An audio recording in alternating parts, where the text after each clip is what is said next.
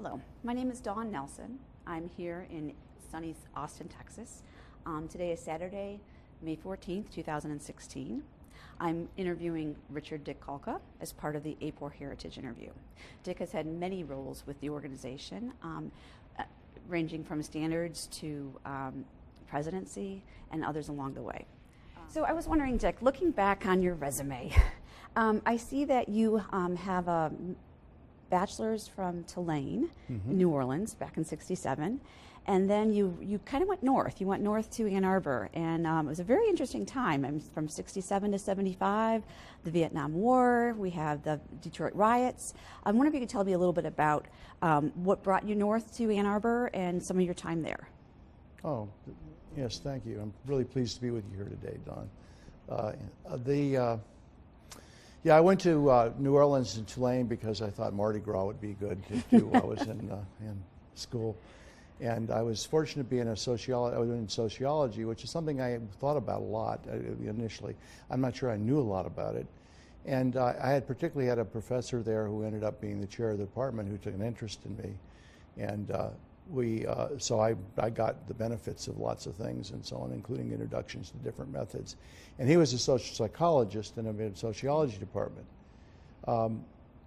I knew I wanted to go to graduate school in social psychology, but social psychology in that time meant you were going into a sociology department or a psychology department. Oh, okay. And there were maybe some others, but Michigan, the University of Michigan, which was a top place in both departments anyway, had a joint program in social psychology. The downside of that is you had to take a lot more courses. The upside is you got to interact with people with those things, and that proved to be a very important part of what I did. As you pointed out, I went there in the late 60s, and through 67, 69, when I was there, it was clear that my egalitarian draft board, which was in Youngstown, Ohio, decided that they were going to put me on their list, which is almost no one else I went to graduate school even had a hint of that, right? So I decided I'd quickly take my degree in sociology because I had more coursework in that side of the thing, and I figured that has to help me along the way, and it turned out that it actually did. So I got drafted, and then I got sent to Vietnam.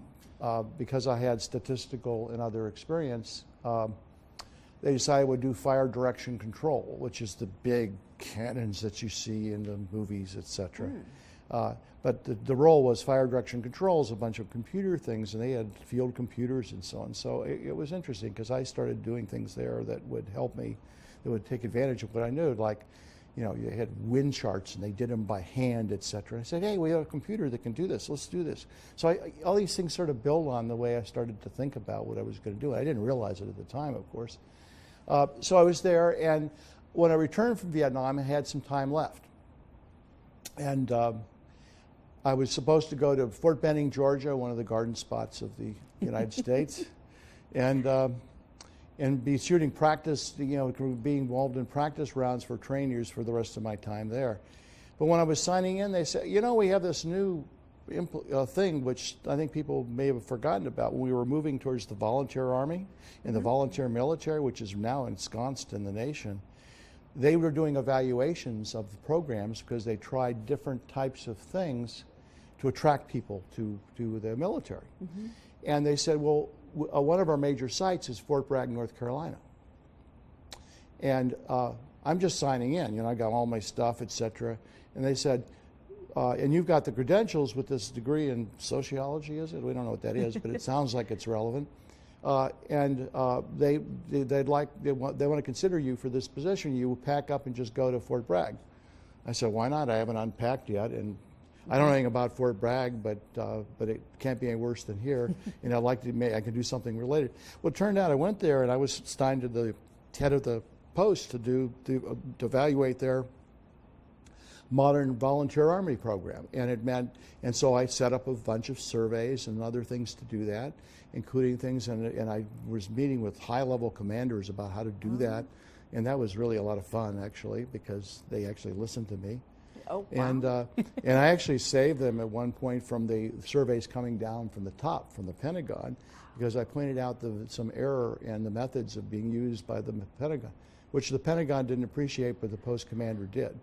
So then they asked me whether I would stay on and finish the evaluation of this program even after I was out of the service. And I did, and so I worked for them for a few months as a civilian to finish the work. Oh, wow. And the other benefit I got of that is our first child was born in Fayetteville, and then the Army paid for it, and we were broke, so that was good. Okay. Meanwhile, then I'm done with that. I'm coming back to Ann Arbor to finish my degree. I was in this joint program in social psychology, which, by the way, was abolished a year after I got there because the departments were feuding with each other. This is an interesting history. And then the departments were sort of competing for the people, the students, because there were some really bright people there. And I stubbornly said, I think I'll stay in the social psychology program. And I was the only one in the social psychology program. And when I came back, I was the only, they had to keep the program open for so many years. So they kept the program open, and I came back, and they welcomed me back as the only person in the program, which had its advantages because I got all the computer money and all these other things. But then there was a question of where's the home? And in social psychology, based on what I had done in the Army, there were two things happen. One, if you were in Michigan and you were in social psychology, you're going to bump into the Institute for Social Research, right, one way or the other, as I tell you know. And there were two components of that. There were experimental psychologists, some brilliant people that were there. And there was the Survey Research Center. And I resonated with the Survey Research Center because I had just done this and I was interested in doing it.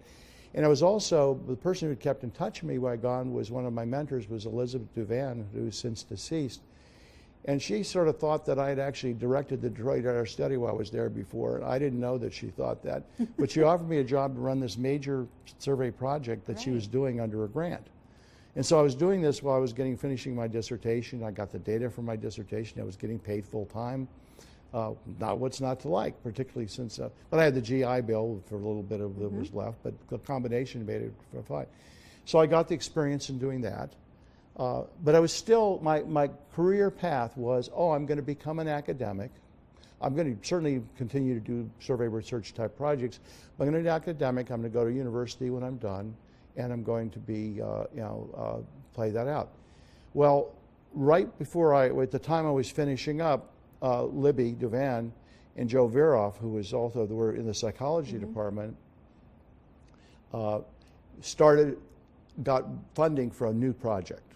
It was actually a project in which they would, it was a study done in 1957 called Americans View Their Mental Health, which is the first study that looked at all these different problems and issues and people's use of help and all.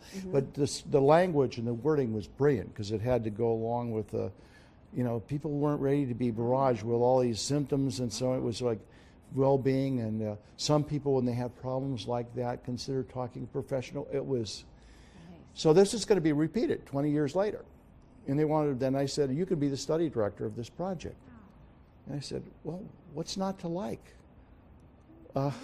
What's not to like about this? If I'm going to be an academic, I'm going to have publications. I'm going to get publications of this no matter what I do. Because if there's no changes from 1957 to 1976, that's interesting. And more likely there are changes, and that's interesting. They can't turn down those publications. So it turned out that didn't make but it really, that had an effect because that mental health focus then carried through into a whole lot of things I did, including things I've been talking to people about at this conference in the last couple days, because some things have evolved in that direction. So the combination of, one, I had gotten the military survey experience. I got a chance to then direct a survey at ISR, which I didn't deserve to have the role, but the mistake wasn't mine. And then I had this, and that study became a major focus. And it was well regarded. Ron Kessler, who's become a luminary in the field of measuring mental health, I mean, we're talking a real luminary, was a postdoc at the time using some of those data, and we've talked about it a lot. So that was sort of the stage, and I loved doing that in the publications, and I did a lot of the analysis, and we used some new statistical approaches, which are now passé, but they were really new then, and we put those in. The data were considered very thing. We did presentations and so on, and including into NIMH, a group in DC. So I really got wrapped up in that, and I did several at the other associations like sociology and psychology, which was my home then, which is interesting. Right. We probably will see later. So, but so you said that your given track would be academics. Yes. Right. But so when I think of you, I don't think of you at a university per se. I think of you at some of your organizations like RTI or NORC. Well, So, but you did spend some time in academia. Well, yes and no. I mean, this is actually coming up. I clearly was interacting with departments while I was in Michigan, but I wasn't really teaching there, and I wasn't doing any students. So there. The real change, which got me where I was today, was that I was interacting with all these methodologists. I was interested in the methodology that had been done. I'm there with all these ne'er-do-wells like Peter Miller and Bob Groves and Nancy Mathewitz, and some people have called this all the Michigan Mafia. I'm sure you've heard that term many times. And I really was excited about some of the things they were doing with Charlie Cannell, who became a great dear friend as well. And I said, I'd really like to do methodology, but I'm not sure I can take an academic career in methodology. So an announcement came up, an opening is placed in North Carolina called Research Triangle Institute. And it was for a survey methodologist. And I said, well, I have no business applying for this because I've got published a couple of the articles that we've done are related to methodology, but I'm not nearly the card-carrying methodologist that I can name, a half a dozen down the hall and another half a dozen on the next floor down.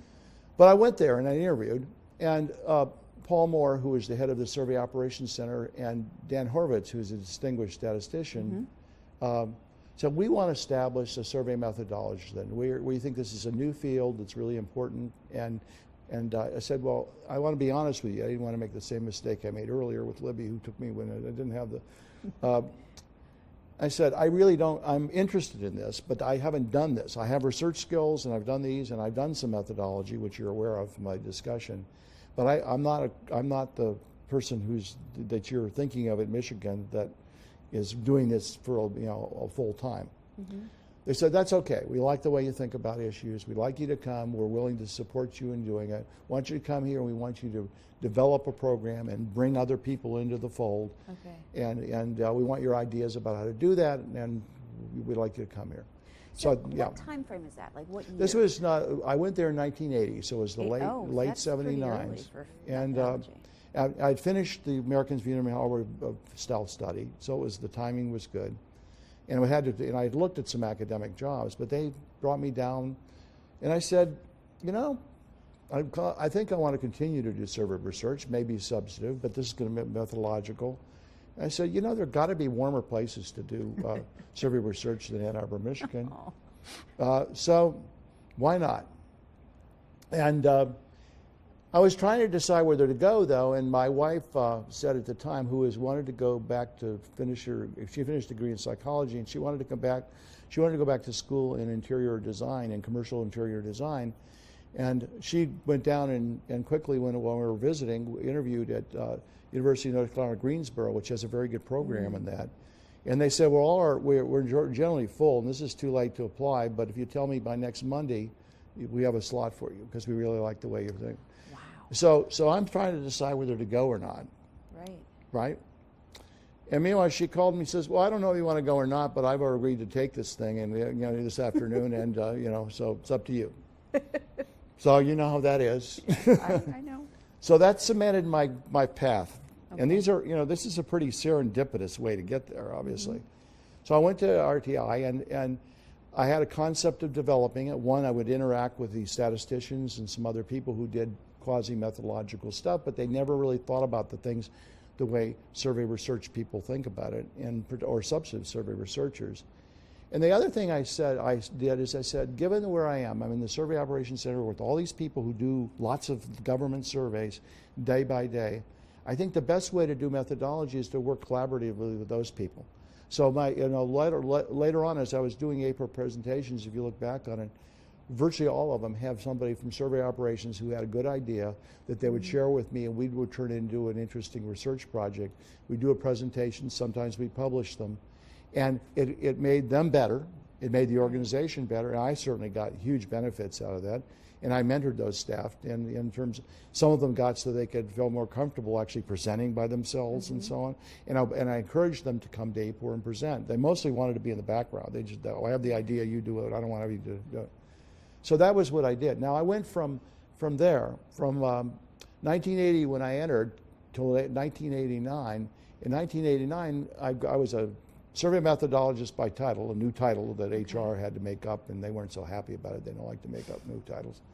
And then I was in 1989. I was a chief scientist. A chief scientist. Okay. So I'd gone as far as I could go on that track. Okay. So, but in the 80s, though, so it was real applied research that you were Yes, doing. it was very much applied, and I didn't do. It wasn't theory based. It was here's an issue. You know, like. There were lots of examples. One I remember, though, off the top of my head, was one of the people came to me and says, we have this, we do this where we go back on questionnaires and try to get people to, we probe them to get items they didn't respond to, right? And we do that as part of our process. Or excuse me, we bring the data in house. Okay. And we find out there are critical items that we didn't get answered. So then we call back respondents. She said, you know, maybe I'm just a drone here, you know. There was a different word then, but it is now. But it occurred to me that if these are such critical items, why do we do it that way? Why don't we just ask them those items and while we're in the interview and make sure they're there? Mm-hmm. So we came up with an experiment that says designate critical items, so it's highlighted by the interview. And anyway, oh no, if you do that, they won't answer the others, et cetera, et cetera. Well, it turned out that it greatly reduced the refusals, not increased them, reduced them. And of course made the data set, then you didn't have to go back. This is all an idea that she had, and all she needed was me to sort of turn it into a research project. And that's what I tried to do, and it's what I really enjoyed that process. So I'm gone in here, and I'm thinking, well, this is great. I can do this. I was perfectly comfortable. My first hire into the program, or the additional methodologist, was Rachel Casper. Ah, okay. Which I'm going to, as I go next, you'll see how this plays out a bit. Meanwhile, I've been on some review panels for the NIH. Okay. I'm not sure how I got there, but I was there, and on there was Bob Michael, who was then the director of NORC. He was the newly NORC had academic directors then. Okay. Right, and you know that's changed some time ago. He was changing it, and there were two things happening. He didn't like the way things worked. He had entangled with one of the key person there, who I know very well. Won't get into who. That person was gone. The top layer of the staff at NORC had been peeled off by initiative by Apt Associates trying to get the staff. That was a long time ago, but a lot of people still remember that. So he says, I'd like you to come and take over the survey, leadership of the survey group and manage it. And so, Bob, I'm not a manager, I haven't done this. He says, well, yeah, but you and I have talked about how to manage because I've asked you all these questions. Well, we've been over dinner, et cetera. And so he called me twice, and finally they brought a headhunter into the process. This was a year later, who then came down to North Carolina and interviewed me and talked to me like over dinner till midnight. And the concept was, okay, here's your career. You've achieved great notoriety and you're being a survey methodologist in the field, and but you also have in your background, because of my grandfather, we talked about this and others, business ideas and thoughts and something. If you never try out your ability to do that, you'll eventually be disappointed that you didn't try it. If you try it out and it doesn't work and it's even a disaster, you can always go back to doing what you did before. And that convinced. So I went to Chicago to take this on. As soon as I got there, I said, what did I do? I had this secure thing, et cetera. but I worked. I realized I really liked working with people, and I worked with them to do proposals and the management, but I was always very hands-on, and I also encouraged them to do methods as well, and they had more skills, some of them. And some of the key people that are now, Ali Sulu, Joe Gluba was one of those top people there. I could name a whole bunch. John Loft was there. It was amazing group of people, but they hadn't had a chance to do that.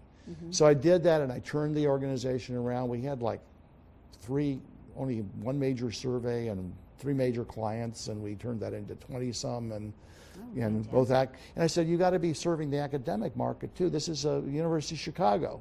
So we started doing that again, which people had stopped doing.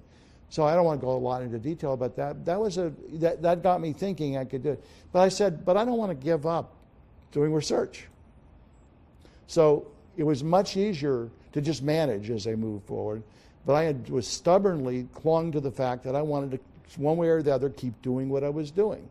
And I don't know that's a good thing or a bad thing to do, but it really made my life more full and enjoyable. And I had to work through other people to do that. So then RTI, who had left. Rachel, right? Right. Rachel, who was not a terribly happy camper to hear I was leaving within 6 months of her arriving. Right. And I said, Rachel, here's your chance to shine. And Rachel and I talk about this almost all the time. It's a joke between us. But Rachel, if I hadn't done, I did that so you could shine. And she said, yeah, right. But in fact, she's terrific, and I really feel good about what she's accomplished, and others that went and joined her and so on. So then we're still in management now. RTI decided, hey, this is RTI, which would never have elevated me to a management position from a chief scientist in survey methodology. But they saw what I'd done at NORC and said, I talked to the executive vice president at the AAPOR meetings. And he said, we're not doing so well. I said, yeah, I noticed that. Your competitor, I noticed that. Right. We're not doing as well as we'd like to. He actually then said, no, we're not doing well at all. We seem to be going the wrong direction. And we really admire what you've done when at NORC. And we'd like to, could you give us some advice about what we should do differently? So I won't go into the details of that, but I said, well, I'm a competitor. I mean, I can't give you advice about how to do, and then I thought about it and I said, all right, I'll tell you basically what I think you ought to do, because you can't do it anyway. Because, these organizations have their constraints about what they can do. They have all these people in positions. They have too many people with leadership. There are all kinds of things. They drift off in different directions. So you have 3 different statistical centers. None of them talk to each other. And that was totally against my philosophy of how organizations ought to be run. So they said, okay, I told them what to do. He says, you're right, we can't do that. Well, even a year later, we went through the same conversation, and they asked me to come down. And ultimately, I said, I have a vision for what I think that ought to be done with RTI, and actually I think it should apply to other organizations as well. I'd be interested in if I could carry out the vision, but I understand that is probably impossible for RTI to do. And they finally, after a long period of time, said, we can't do everything you want to do, but I think we can. I think you would be pleased to hear what we can do, and I don't think you're going to be too unhappy with what we can't do. So without getting into it, I decided to go back to RTI. And so when was that then? I went back in, let's see, I was gone from 89 to 94, and I came back in 94. 94. Okay. So now I'm a manager of all the statistical and social sciences, which is what I thought had to be done. It had to be run as an integrated thing. The statisticians have to talk to the other people and vice versa. It's the social science centers, the people in education have got to talk to the people in health. You can't. This is very much of an organization that had drifted in those different directions. Everybody didn't like that idea. Okay. And I put in place a reorganization, which I brought not the top tier managers that were managing everything, and I said, let's talk about what we should do that'll make your careers work. The next level down, some people. And I want to make these changes within a month, so we have to meet frequently, and we need to go. And you should not worry about whose roles are affected in the organization. You just know about the best way to organize to do the work, and not just to be successful, but to have people happy about it, right? So that group was really, that group worked like very hard and was very excited about it, et cetera. And we basically, I didn't tell them this, but pretty much what they came up with, what I would have done if I had just come in and done it. But think about how much better it was to have them engaged. So we did that, and we made some changes. We had some tough things. The person who I used to work with is now a chief scientist, but was very gracious about it. The other one that had that was less gracious about it. But so my whole concept there were two things. One, we're going to all work together. It's no when you're looking at what we're bidding on, how we're doing our projects or whatever, it's legitimate for somebody who's doing education research to ask questions to people doing in health. It's legitimate for methodologists. You want your methodologists and statisticians and other design people, epidemiologists, you want them all engaged in the whole process because we all own the whole organization. So I'm not going to go into a lot of more detail, but my management style was very much around that. And did I have any idea that it would really work? Well, not really, but I thought, it did. But it's hard to maintain. And but the staff, once they were all successful, I said, when everybody's successful, when we're successful doing this, everybody benefits. And so a lot of people who were real detractors from that concept early who got into it. And the people started talking to each other. So I didn't have to do very much anymore. So I was able to get back into things, and I said, I want to get back into doing research. I don't want to just be a manager, even though I like what I'm doing. I like the people. I like the success. I like the quality of work we're putting out. We emphasize scientific stature, not just revenue, et cetera. We're a not-for-profit. We're going to do that.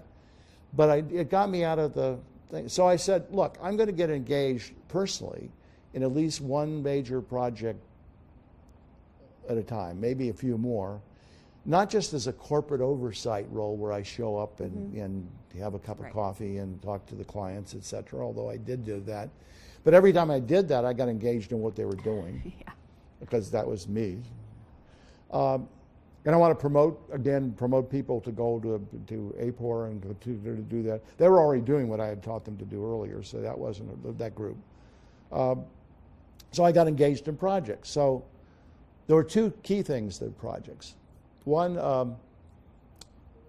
I was really interested in the National Household Survey on Drug Abuse. Sleepy old project of people that was done periodically. Temple had been doing it as an academic project. It was dying on the vine. It was hard to get money. It was a small sample.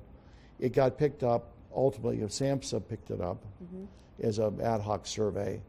And Don Goldstone, who I knew from an earlier project I had been involved with him in when I was at NRC, was this entrepreneurial guy trying to grow. Well, that now is the NISDA survey, which everybody knows is a huge state thing. It's got all kinds of complexity. We have all kinds of presentations here. And Don Goldstone was willing to experiment. He spent a lot of money on methodologists at RTI to do things of which they presented at AAPOR and have published.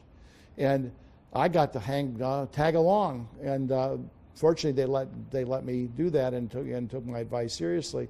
He asked me every time I saw him, which was when we went to our regular meeting, what new ideas do we have about continuing to improve this study or do it? That was cool. That was really cool. I mean, that was one of the highlights. Now, the second study, which is related to Vietnam. Which is, I'm going to go back to that. One thing I didn't mention is American Views on Mental Health, when it's at top, when we did it, was published. We had an idea of doing a mental health study of veterans because there was a request for proposals from NIMH to do studies on Vietnam veterans because they were really interested in the Vietnam veterans. And we had the thought about using the platform or the methodology of Americans Views on Mental Health to do it to veterans. So we did that, and we put a proposal in. We were site visited on the proposal. But the site visitors said, look, if you're not doing diagnostic measures of people, this is not worth doing. Well, we were specifically not doing diagnostic measures. So they said, if you're willing to do diagnostic measures, we were pretty favorable on your application. And Joe Veroff said, I don't want to do that. And I said, good for you. Now what am I going to do for a living? But turned out. Now, later, when we were at RTI, when I was at RTI, this is backing up now from the management role. This is during the 1980s. I'm sorry to get out of order, but there was a request out to do a survey of Vietnam veterans on PTSD and other readjustment problems of Vietnam veterans. So post-traumatic stress. Yes. It was mandated by Congress, by the Veterans Affairs Committee in the Senate leading it. The VA was not keen on doing it. They told them they needed to do it. They needed to contract out. And so they put out an RFP to do this study. Obviously, I was really anxious to do it. I was able to dream up another social psychologist actually at RTI to do this, and I became remember I'm in my research mode now. I haven't gone into management yet. I became the project leader for that with 6 other co-PIs. Oh, wow. To do this huge, complicated study and a highly visible study, really highly visible study. Obviously of great importance. They hadn't done anything like this with Vietnam veterans, even though the war had been over some time. This is the mid-'80s. Mid-'80s, okay. And we did what I think is the thing I'm most proud of the study of my whole career, which is the National Vietnam Veterans Readjustment Study. We drew the veteran sample from records in St. Louis, a big warehouse, people in the range. So they're from records. We located them. We interviewed them face to face. We did 3 to 5 hour interviews on their experiences in the war and other things, etc. We did a clinical interview following it up, as well as trying to diagnose things with a survey interview. And we also interviewed family members. And we came out with a prevalence of PTSD that was higher than anything anybody had done, which was politically very controversial, and I'm going to get back to that in a minute. But it really challenged the thing. We did a lot of things that people, including me, thought were not, in my heart of hearts, didn't think were possible. We're going to get all of this high response from these people. We're going to find them, we're going to interview them, and we're going to get them to a subset to do a clinical interview, and we're going to put all that together. But we did it. And we had a great advisory committee, independent advisory committee, which sort of pushed the VA to do what they didn't necessarily want to do. When we were designing, and I talk about politically sensitive and political attention, we were asked to go with the VA people to the veterans, the Senate Veterans Affairs Committee twice before we even fielded the survey. They asked about it.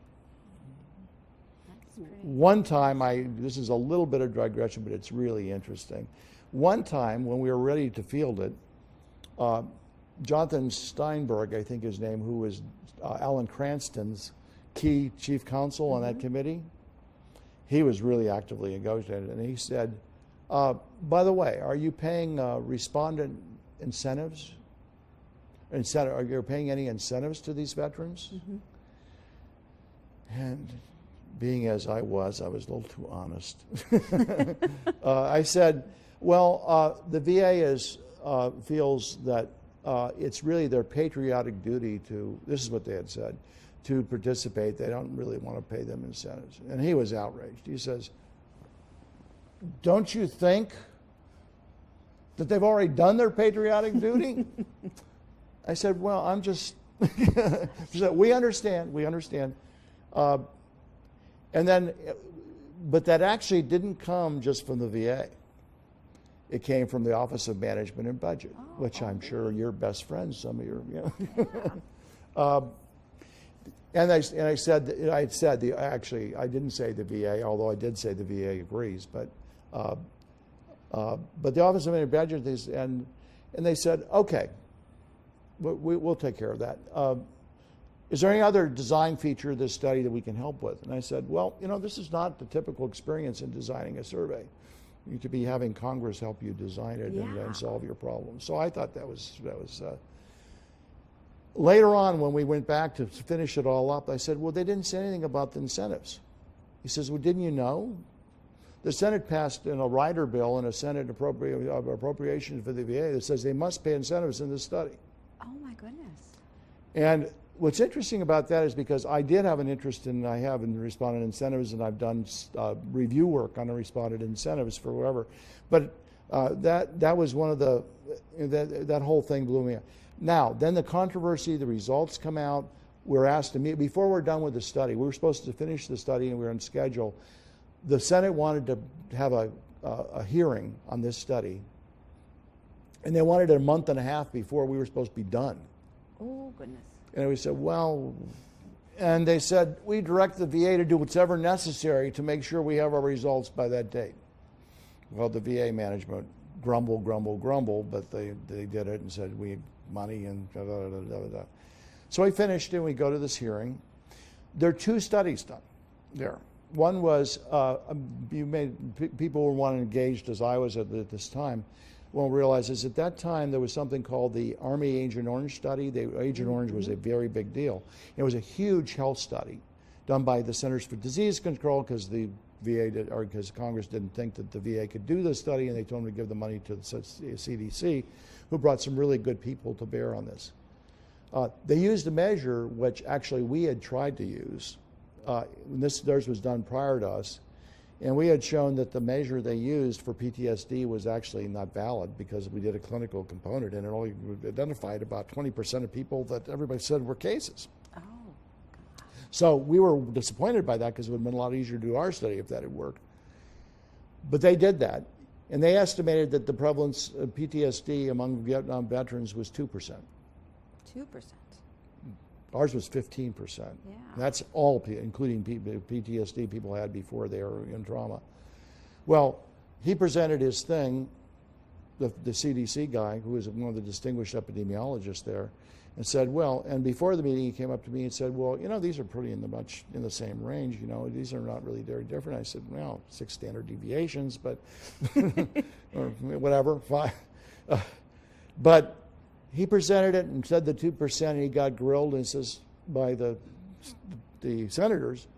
I said, well, and then they brought us up, and I said, oh, we're in trouble.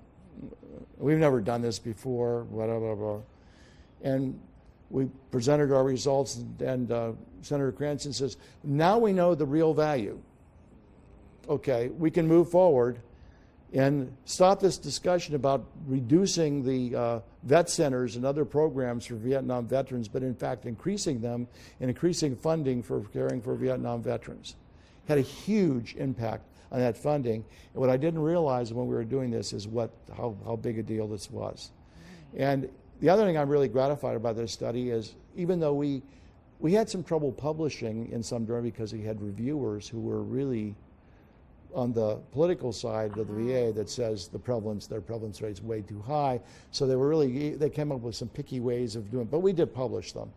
And the main study itself, somebody told me that it's had been cited 10,000 times.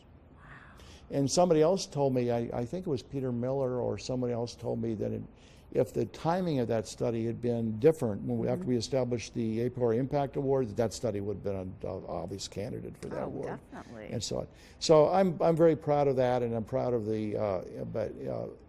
now, okay. So now I've done all this management and whatever, I'm in all these roles. And the other thing I did, and I want to go back to the general med, because of course then I was at RTI as a management for some time. We grew, we prospered, we brought in more and more methodology people. There was an incredible camaraderie among the people. And I said, boy, this is terrific. All I got to do is just sit back and watch the flowers bloom. So that was great. But the other thing I did all the time is I mentored people. I love mentoring people, and so I had people as I'm the group vice president, executive vice president, and people felt comfortable coming to me talking about their careers because I made them feel comfortable. But I'd go out in the parking lot and I'd talk to people about what project are you working on, et cetera, when we're just on the way. And they'd be amazed that I would do this. So I wanted people open that they could do that. Yeah. And they did, and they came to me. and talk to me. Well, there's this really interesting opportunity to go to such and such, and whether it's NORC or whatever, and here's what I've been doing. What do you think? I had that happen lots, and I encouraged that, and I did that at AAPOR as well. I met people at AAPOR at dinner who I didn't have working for me, and I loved doing that. And I always told people, don't ever hesitate if I can help you in any way to do that. And people took advantage of that.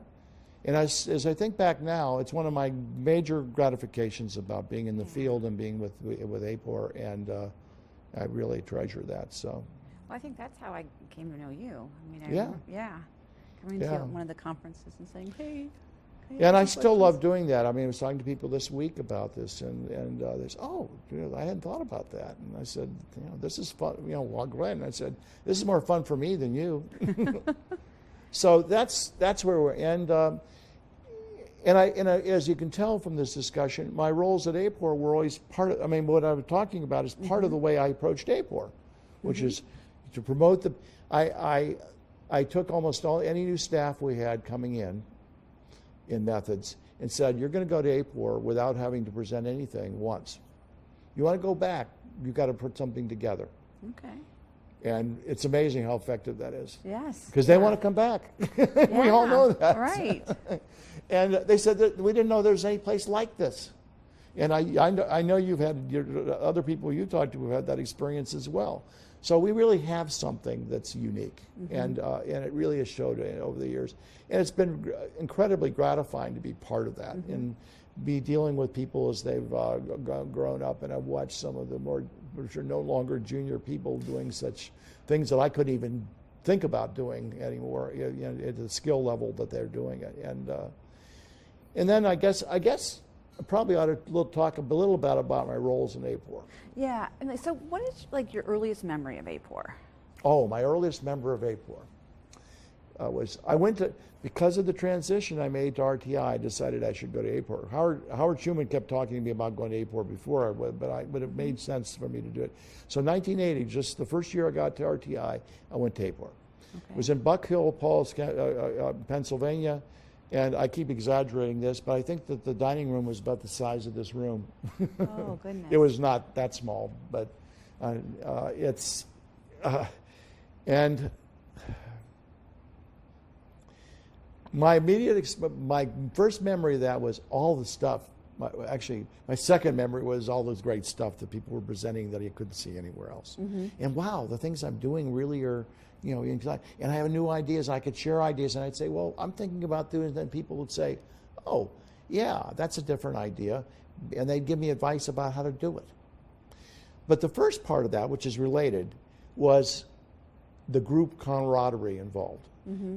Everybody was dining at all meals. We didn't even go out on Friday night, I walk into this room, the dining room, the first time, and I go in there with a past experience of going to other conferences. Where did I go? I was a social psychologist. I went to sociology meetings, ASA meetings, the Sociological Association, and I went to American Psychological, both huge, particularly American Psychological. You're sort of lost there because unless you have somebody from the university or whatever you're mentoring, there's no really anybody to talk to, because the star, with some notable exceptions, the star people in those guys, one, are hard to find, and secondly, don't want to have much to do with the new people. Yeah. Right? Fast forward, AAPOR, Buck Hill Falls. I'm in there and I'm sort of nervous. It's the first time I've been there, and there's this open seat at a table, and this guy says, oh, come join us. And it turned out it was Al Gollin, who talked to me every year about what I was doing or whatever. But he brought, and then Al's there, and of all these people, 3 or 4 people sitting at this table are people I've been looking at trying to catch up on the methodology literature, right? A new job. And they're all sitting there and they're asking me questions and whatever. And I mean, they're not just chatting with each other. They're really particularly interested that I'm there and getting somebody new to talk about this to. And then I think, well, I have this little problem I'm thinking about. Why don't I bring it up? But I was a little afraid to do that because I'm among people who are the stars in the field. So I said, well, I have this issue. Maybe I can give you some advice on that. Yeah. Well, I immediately got all this advice. And there are things I hadn't thought about. And I went back and we did the work, and some of the best things we did were things that came out of the thing. So when I left that and went back, it couldn't have been a happier time, right? Yeah. I said, I found a home. Right. Hope I can come back again. Maybe I can go home again. You know? And I attended, I think with one exception, I've attended every AAPOR meeting since then. Oh, wonderful. And that was on one of our anniversaries where we had a trip planned, and I couldn't avoid the date. So, Yes. and we were always skirting Mother's Day later on, but we've done a good job of keeping us between Mother's Day and Memorial Day, and we don't want to avoid that. You know, that's one of the things, by the way, I don't think we ought to change anymore. Correct. And so, could you tell me a little bit about like your standards role? I mean, that's one thing. That's I think that's a really good. Standards has defined my role in AAPOR much more than I ever thought it would. I mean, I was passionate about the standards, but one of the other things that appealed to me. It was the first role I ran for, and was asked to. It made sense given what I had done and whatever. And I didn't know a lot about it, but I also knew it was the first committee we ever had at AAPOR. And I thought, this is incredibly honored to do this. Now all I got to do is not screw up. Well, the key thing about that role was, one, I got into council and learned a lot of things about all of these things. But the key thing that year was Diane Colasanto was the president. And we had a standards case, a big one. Yeah. We actually censured a non-member of AAPOR who's still out there kicking around, which is Frank Luntz, who we didn't hurt his business much, but we really felt passionate about that. And it was incredibly excruciating to go through that process, if anybody who has. So that marked, you're better off as a standards chair if you don't have any standards cases or none that you have to go forward with. But I wasn't so fortunate, and in hindsight, I'm glad that I was able to do that. The other thing, going forward, when I became president, we had great standards people then. I wanted to say one other thing we did when I was standards chair, but when I was associate standards chair, is Eleanor Singer was the standard. And what she asked me to do is something new to AAPOR, was we decided to develop a best practices document, which has been constantly improved to this day, and I think is one of our major initiatives, that are part of the standards thing, that are a big part of the thing.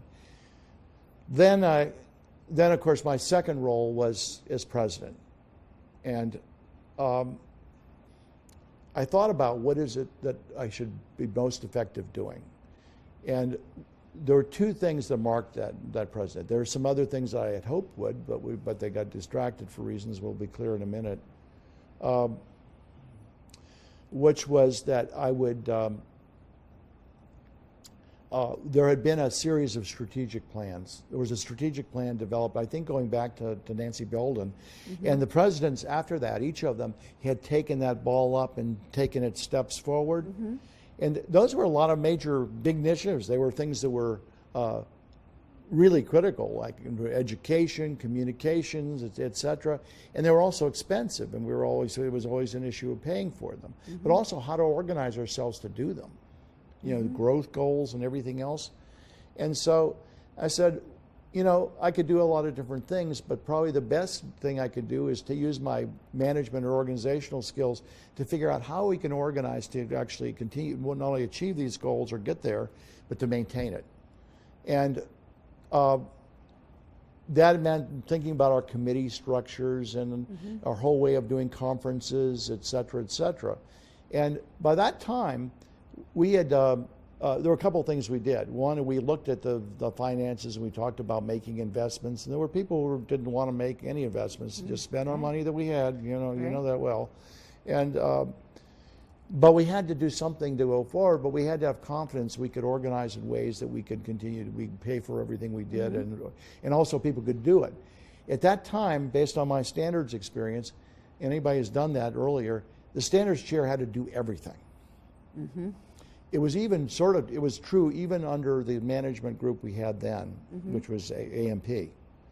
But AMP had never, the other things we needed to do, they did that better and helped.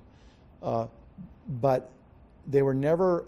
They didn't have, in order to do these other things that all the past presidents in that group had wanted to do, and we wanted to do as an organization, we needed to organize in different. And it became clear to me that we needed to have. They had to get ad hoc people in and keep adding to our costs, and they weren't their people, and they weren't sustained, et cetera.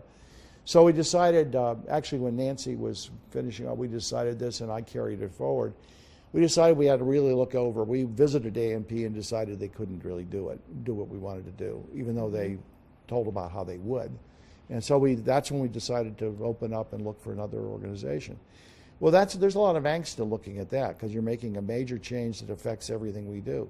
But I felt like I needed to do that, and we did. And fortunately, I was able to get a lot of the past presidents and so on involved in the committee looking at that, and I think we did a good decision. And of course, we're still working with it, although the people have turned over and they've merged into a different organization. We could have never done what we're doing today without that change. We could have never done it, and we probably would have been woefully underfunded in money as well as the talent.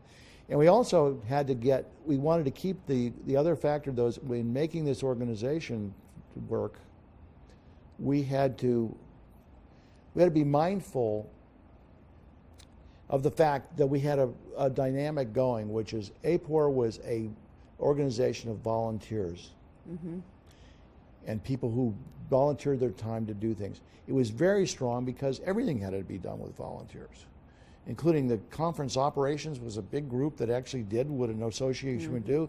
But of course, naturally, people who really grew up on that and were not real happy about the fact that we might change it to something different. But on the other hand, I think that evolved from an organization that continued to evolve, all right? So that was one issue. And that actually was more complicated than it might seem. But I think that, and Peter and others took on, I think the trajectory worked well. There were growing pains of that, no question about it, as most people remember. The second thing that happened is, just my luck, I'm cursed, we get another major standards case. That's the case. And another censure. And another angst. But beyond that, I think we actually were more effective with that one than we were with the first one, because I don't think that the person who was an academic is even in the field anymore. Okay. Because academic organizations tend to take these things more seriously. You can go out there and be a pollster and not do the right things. As you're not a member of AAPOR, you can do whatever you want. Okay. So I'm in the middle of this thing, getting close to the end of my term. This was a big deal.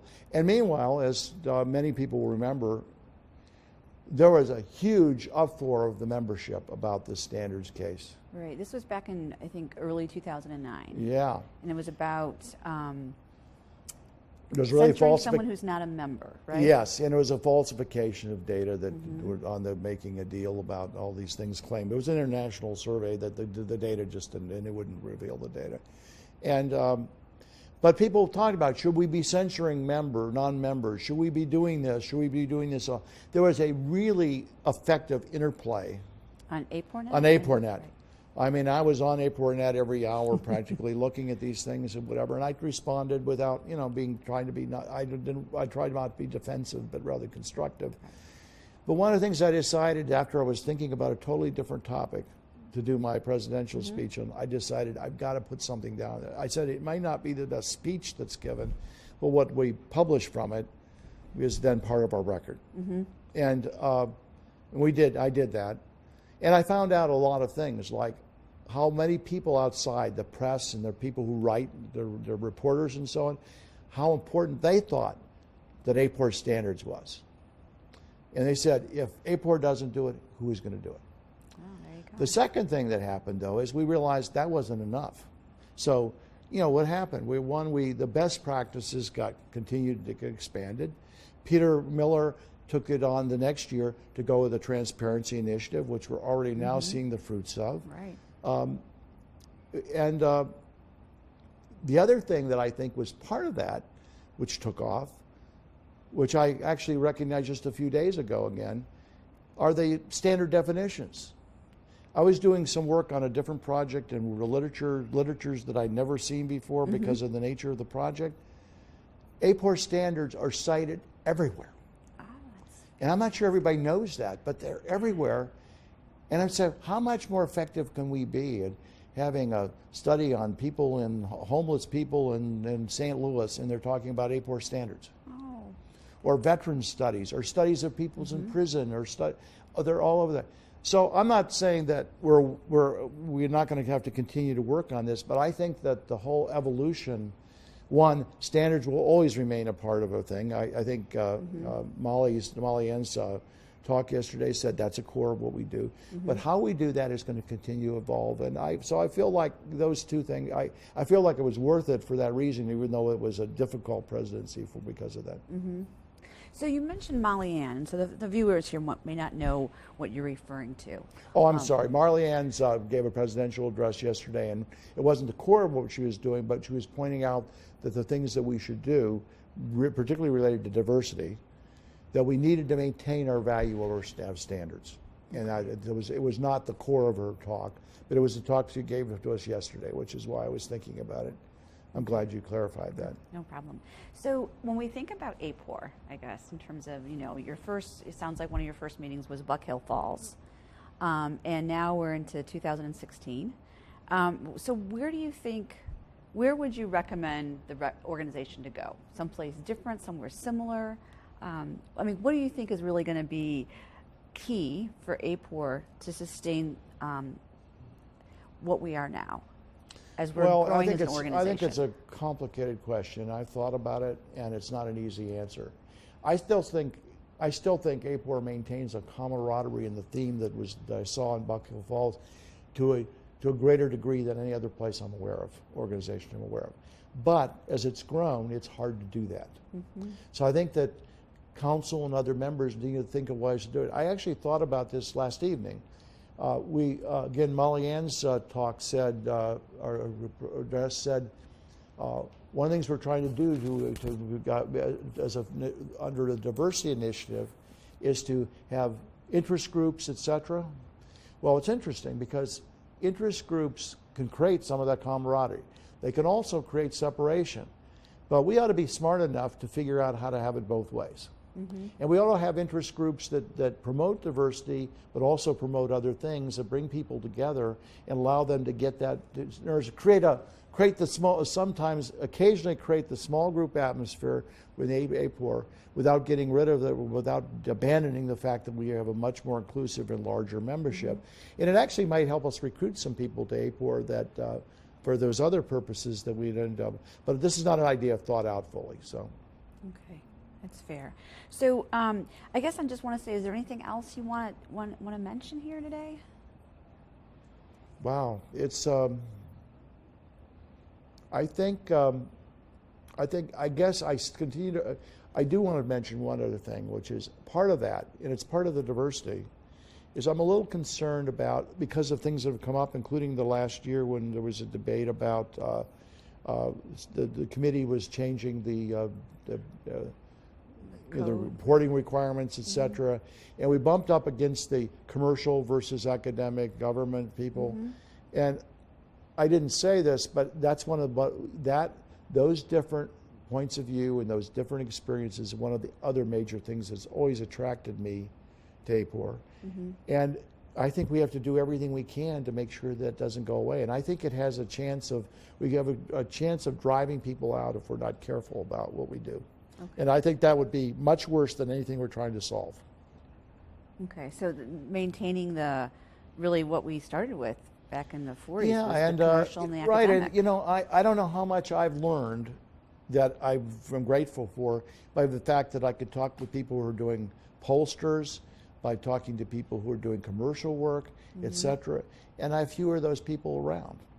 And there's still a lot of people, but I'd like to have some of the younger folks from those and some of the new organizations being part of us. And I think we're accomplishing that to a certain extent, but I think we need to be mindful of that. I'm not sure everybody would agree with me, but I think probably most people would, that's a value of AAPOR.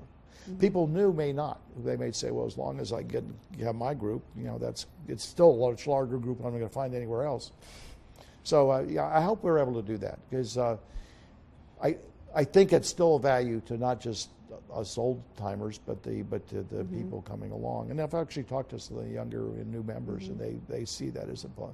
They like the fact that people who are doing studies in academia still like the fact they're there with the people doing the political polls and debating it and finding out they're in the middle of that and how the methods are and how they're different and how they're similar and what they have to deal with. And I think that's a huge value for the organization. Okay.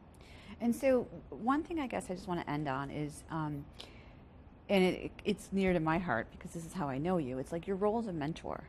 I took a couple moments to reach out to some of your past employees, and Lisa, in particular, she was just telling me how much she's learned from you. That's so and nice. others I've talked to as well. They just talked about how you always offered them opportunities, things that were challenging, but you were there to support them.